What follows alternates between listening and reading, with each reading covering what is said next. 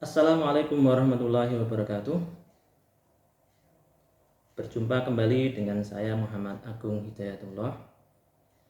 Pada kesempatan kali ini kita akan sedikit mengulas tentang peran agama dalam proses bimbingan dan konseling,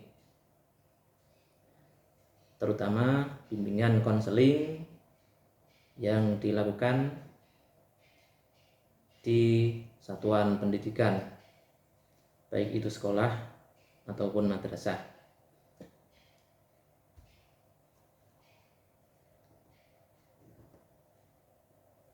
Para pemirsa sekalian, beruntunglah kita yang dilahirkan sebagai manusia, dalam hal ini manusia yang beragama, dan lebih-lebih kita terlahir dalam keadaan Islam. Mengapa demikian? Dengan berislam kita senantiasa dituntun, diarahkan, dibimbing untuk berada pada jalan yang lurus dan penuh dengan kebenaran. Kita menyebutnya Shiratal Mustaqim.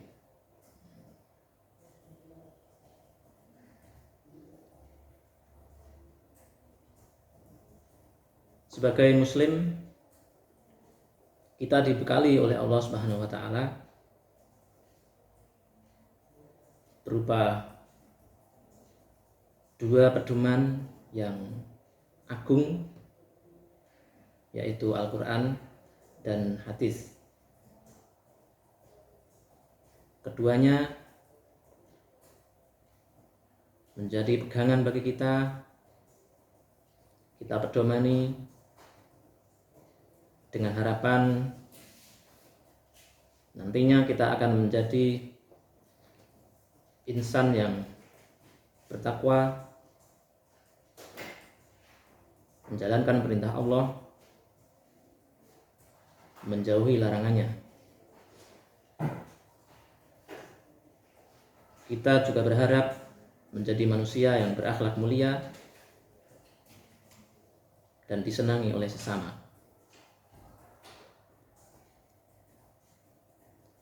Berkenaan dengan peran agama dalam proses bimbingan dan konseling,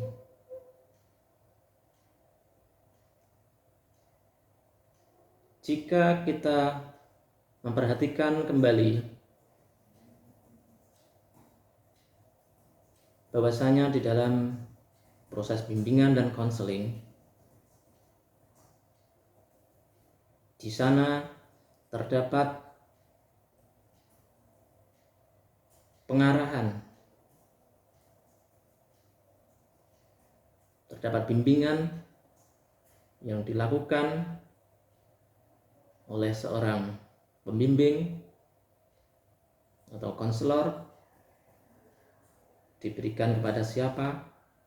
Tentu saja diberikan kepada klien dengan maksud pembimbing itu ingin membantu memecahkan, membantu mengatasi masalah yang dihadapi oleh klien tersebut.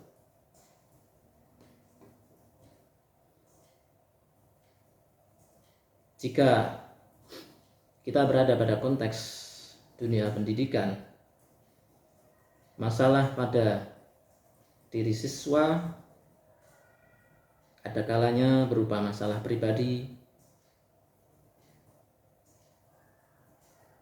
yang secara langsung berkaitan dengan dirinya, seperti motivasi siswa dalam belajar yang menurun, kebosanan mengingat sudah sekian lama pembelajaran tidak berlangsung secara formal di sekolah,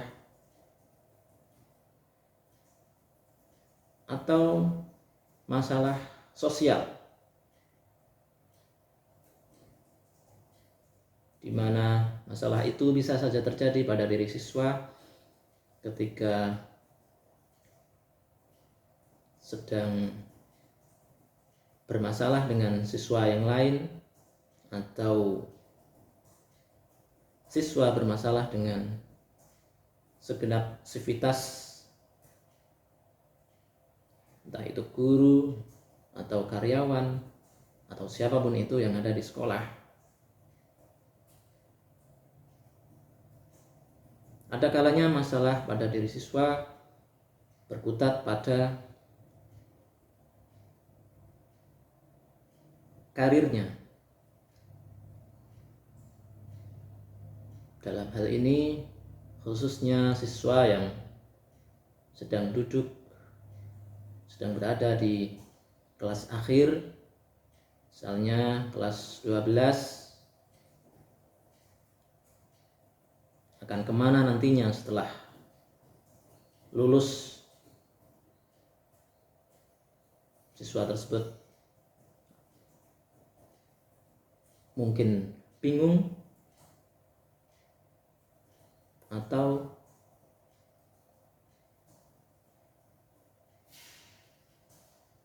tidak punya pilihan lain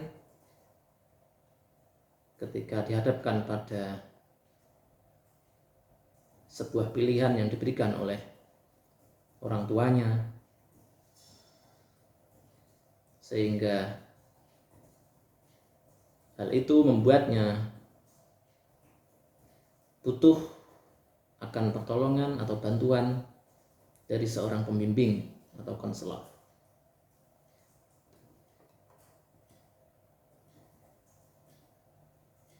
Lantas, apa sebetulnya peran agama dalam bimbingan dan konseling?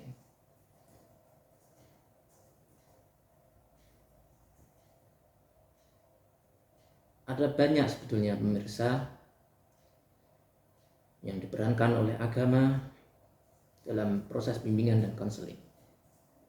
Pada kesempatan kali ini kita contohkan dua peran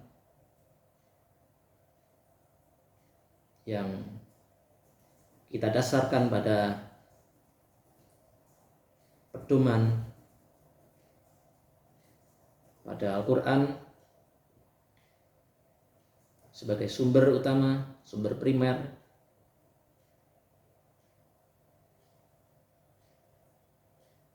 di mana Al-Quran merupakan kitab suci yang diturunkan oleh Allah Subhanahu wa taala kepada baginda Rasulullah sallallahu alaihi wasallam. Kita lihat pemirsa, misalnya saja di surah Al-Asr. Di sana Allah berfirman,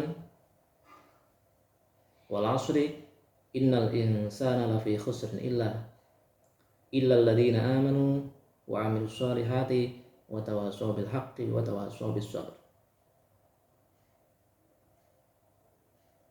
Dalam surat ini orang yang dikatakan beruntung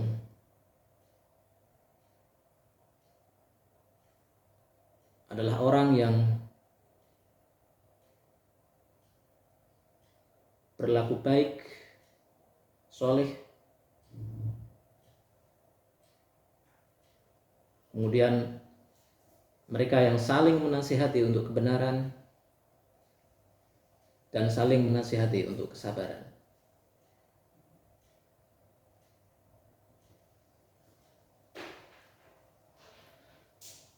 Dengan begitu, maka seorang pembimbing atau konselor, apalagi konselor atau pembimbing tersebut beragama Islam, patut memperdomani dalam membimbing kliennya.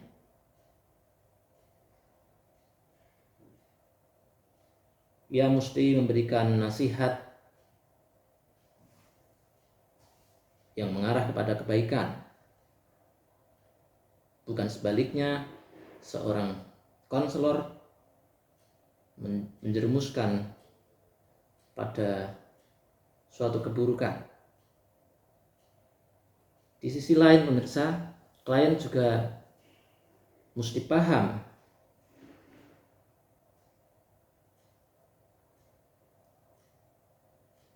akan apa? Paham bahwa sudah selayaknya, sudah sepantasnya jikalau berjumpa dengan pembimbing muslim atau konselor muslim, apalagi klien itu juga beragama muslim, klien mesti paham apa yang sudah sepantasnya dilakukan oleh seorang konselor dalam hal ini memberikan arahan untuk kebaikan.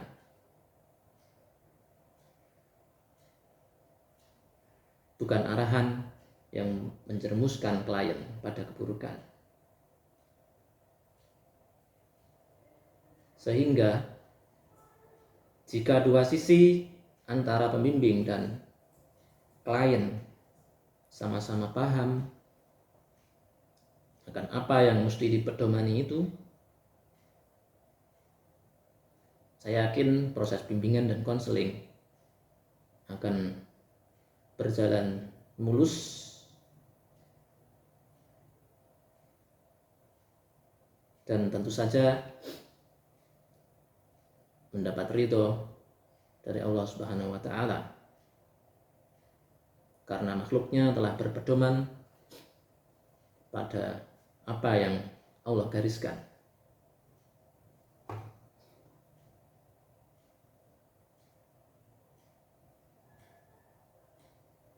Misalnya pada konteks satuan pendidikan, bila ada klien, misalnya di sini adalah siswa C, dia bermasalah dalam hal interaksi sosial dengan temannya atau siswa A. Di samping itu, siswa C juga ada sangkut pautnya dengan temannya, yaitu siswa B. Maka seorang pembimbing di sini mesti memainkan perannya untuk tidak membiarkan siswa C tetap bermasalah dengan siswa A dan siswa B. Atau jangan sampai urusan siswa C rampung dengan siswa A. Namun dengan usainya masalah dua siswa atau antara dua siswa itu justru malah membuat hubungan antara A dengan B atau siswa A dengan siswa B bertambah keruh.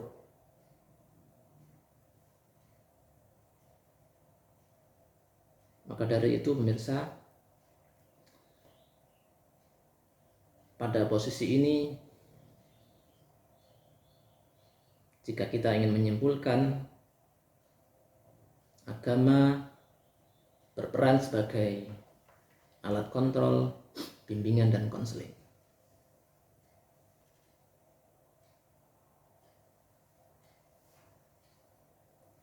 Dari surat Al-Asr juga dapat ditarik implikasi bahwasanya jika seseorang mempunyai masalah atau masalahnya tak kunjung selesai, maka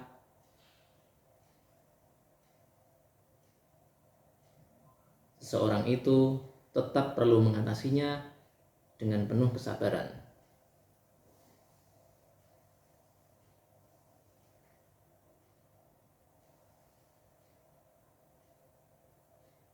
Kita dapat menyebut pula di sini bahwasanya seorang konselor atau pembimbing tidak seharusnya membiarkan kliennya berputus asa dengan masalah yang melanda. Namun pembimbing atau konselor perlu menghadirkan berbagai alternatif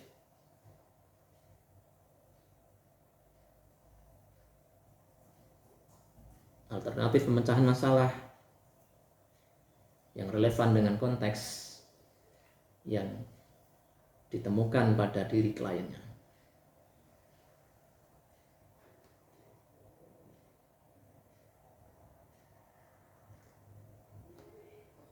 Kita juga perlu memperhatikan firman Allah di surah yang lain. Kita temukan di surat Al-Kafirun, lakum dinukum waliyadin.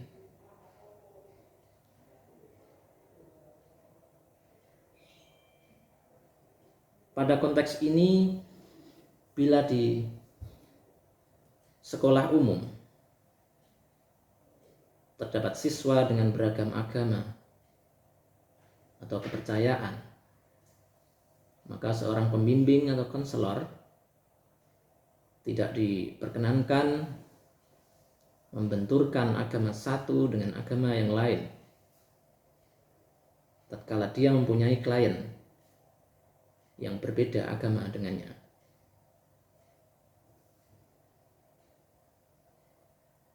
Pada konteks ini, agama juga berperan sebagai alat kontrol.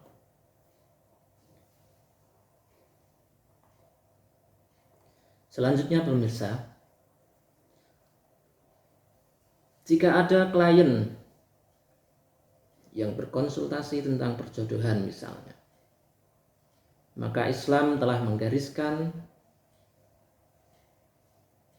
siapa saja yang tidak boleh dinikahi.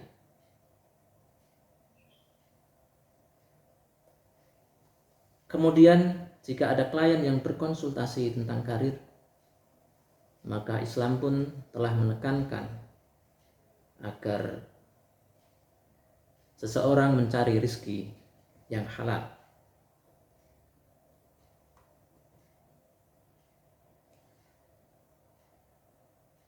Mengutip firman Allah di surat An-Nisa, diharamkan kepada kamu mengawini ibu-ibu kamu, anak-anakmu yang perempuan, saudara-saudaramu yang perempuan, saudara-saudara bapakmu yang perempuan, dan seterusnya.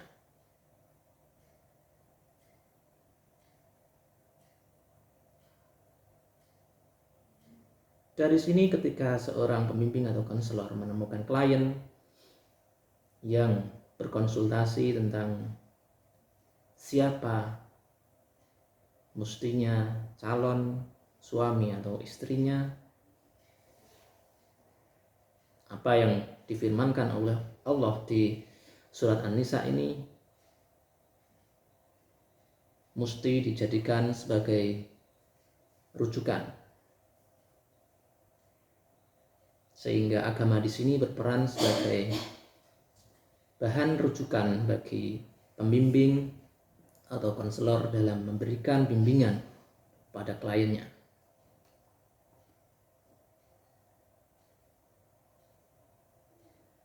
Di surat Al-Baqarah ayat 172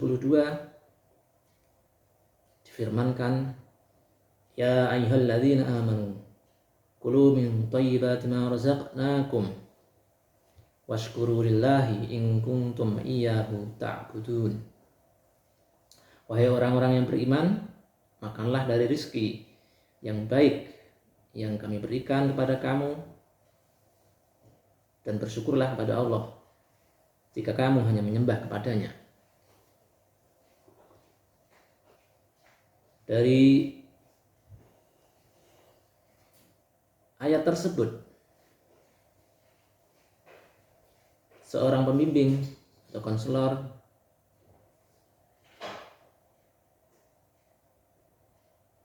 mesti memperdomani, khususnya ketika dihadapkan pada klien sesama muslim, klien yang bingung ingin mencari pekerjaan, maka ayat tersebut menjadi rujukan bagi pembimbing untuk mengarahkan kliennya agar ketika mencari pekerjaan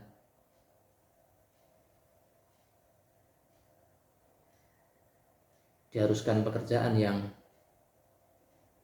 bisa membuahkan nutrisi yang halal bagi klien tersebut maupun bagi kerabat-kerabatnya. Demikian pemirsa, setidaknya kita telah menghadirkan peran agama dalam proses bimbingan dan konseling. Harapannya apa yang telah kita bahas setidaknya dapat menjadi bahan pertimbangan kita ketika kita membimbing klien-klien kita. Wallahu a'lam bishawab. Wassalamualaikum warahmatullahi wabarakatuh.